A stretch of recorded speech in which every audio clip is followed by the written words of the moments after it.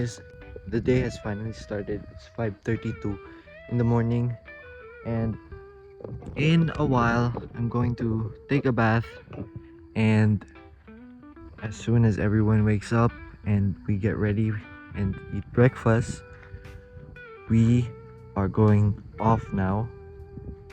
So these beasts are finally going to be used well.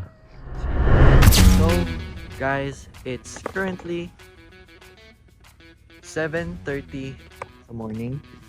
We're starting to pack up na and head to the event kasi we don't want to be late. That's why we're going there early. So 8 kasi yung event mag-start. Tinanggal namin yung tire na nasa likod, yung spare tire namin, para makasave ng weight and para more traction mamaya sa trail natin. And we also used up one tank na. And guys, kung interested kayo, itong Explorer na roof rack namin, available yan sa Nats Performance ha. We partner with the best of the best. So we are sure that Explorer roof racks are gonna give you the best experience. And as for the Terrano, din same status din. Nilagyan rin ng fuel kasi para masigurado na di tayo run out of gas mamaya. We'll keep you updated. Pause muna tayo.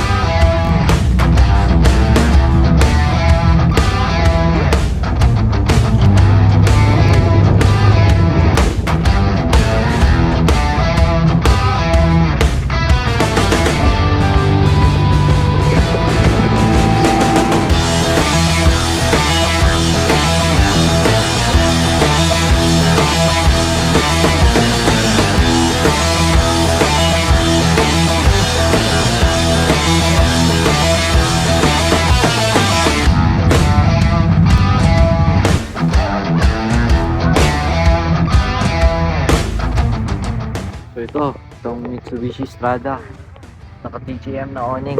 Tapos tingnan yung gulong nito, sasalay ba to sa trail? Naka-slick eh.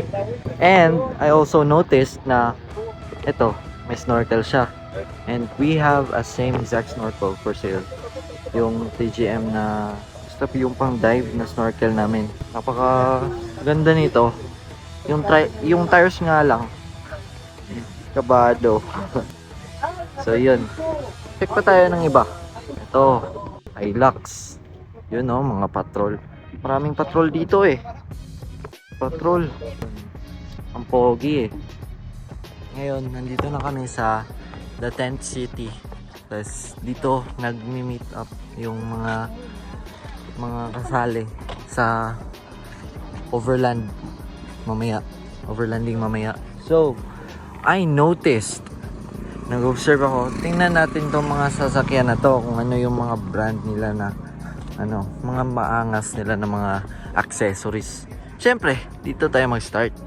TJM na snorkel. So gamit na gamit yan mamaya pag mag-overlanding na, in case we cross rivers, di ba, yung mga ganun. Ito, Nissan Patrol. Yan yun naman. Itong Nissan Patrol na to, look, naka TJM na awning. TJM yan ha. Yun. Patrol, angas. Ito mga build nila no. Napaka-astig tingnan. So iba-iba. Ito. May flag pa ng Pilipinas.